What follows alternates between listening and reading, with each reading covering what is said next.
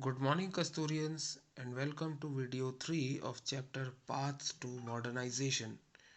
In today's video, we will see the Meiji restoration, how the Meiji dynasty was restored in Japan. So let's start. The year 1853 is one of the most important years for the Japanese history as well as for US. It was in this year that Commodore Matthew Perry was sent to Japan to sign a treaty on trade.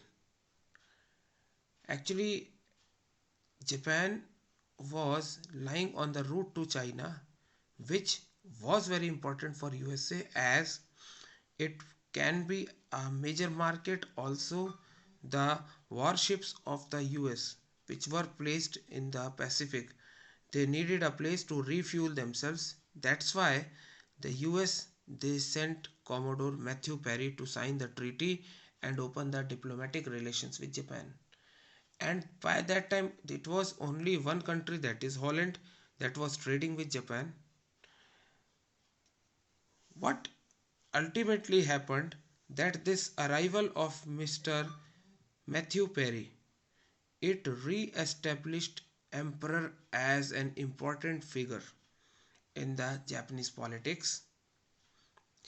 A movement for removal of the shogun from power was there in 1868, and emperor was brought to Edo, which was renamed as Tokyo, that means eastern capital. By that time the common people as well as the officials belonging to administration, they knew that some European countries are busy in building the colonial empires in India, and they are looking for new places also. At the same time, China was defeated by the British, and this news also came in. And in the popular place, it was shown that Japan might be made a colony. This popular idea, as a fear, was spreading in the Japanese air, but there were different views of different people.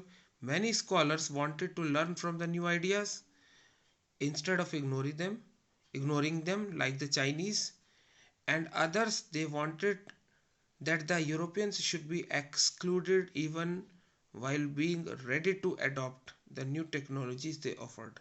Means they wanted to adopt the technology of the Europeans but not the Europeans themselves. Also, some other scholars they argued that a gradual and limited opening to the outer world should be there so that Japan can become modern also. So, a policy named Fukoku Kyohi, that is rich country and strong army, was launched. Why? Because the government it knew that if they want to develop their own economy, they need to build a strong army.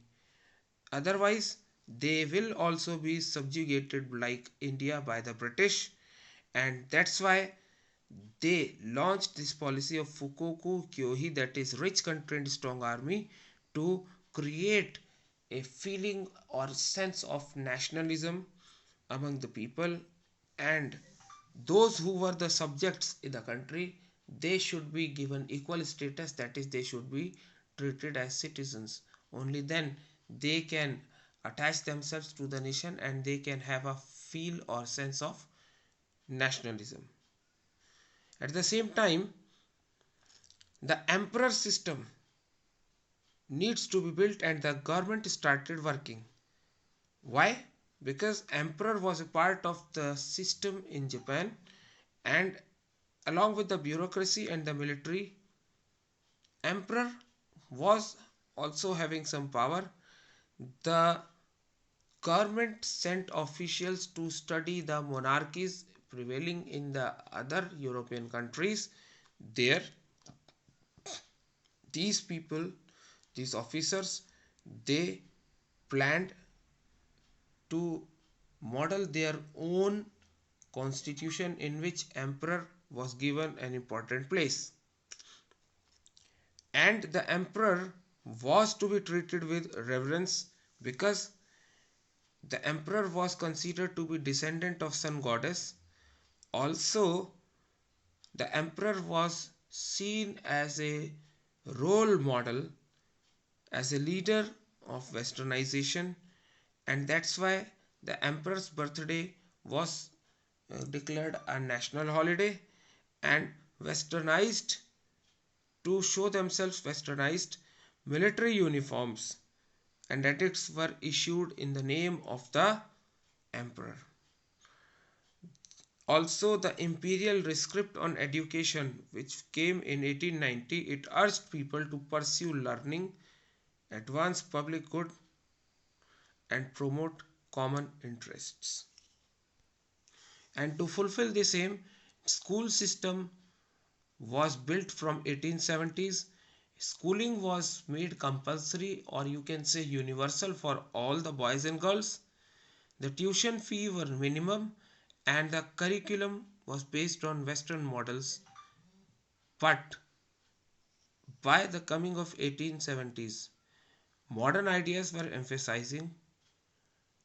Apart from emphasis on modern idea, loyalty and study of Japanese history was stressed, and it was all done by the Ministry of Education, which controlled curriculum and in the selection of textbooks as well as in teachers training. They named this as the moral culture, and this moral culture means the ideas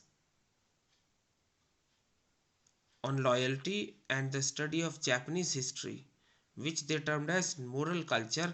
It was to be taught, and the texts they urged the children to revere their parents, to be loyal to the nation, and become good citizens. Also, the administrative structure was changed, and the old village and domain boundaries were changed. There were alteration.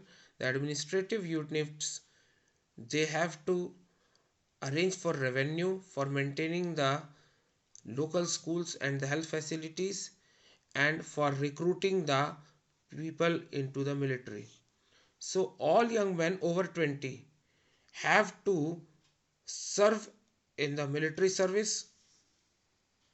They were recruited in the military, and they have to perform military services for a particular time period. And this is how a modern military force was developed. A legal system was set up for regulating the formation of political groups, control the holding of meetings, and strict censorship was imposed. The government faced opposition. The military and bureaucracy, they were under the direct command of the emperor, and this meant that even after a constitution was enacted, these two groups remained outside the control of the government, and these measures of the government faced opposition. Like in India, we have the president who acts like an emperor and controls the military as well as the legislative.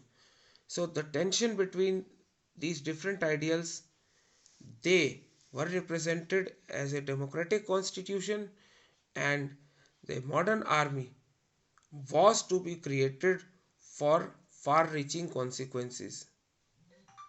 The army pressed for a foreign policy, for acquiring more territory, and ultimately the wars with China and Russia took place, in which Japan became victorious, and for a greater democracy the popular demand became more and more fierce.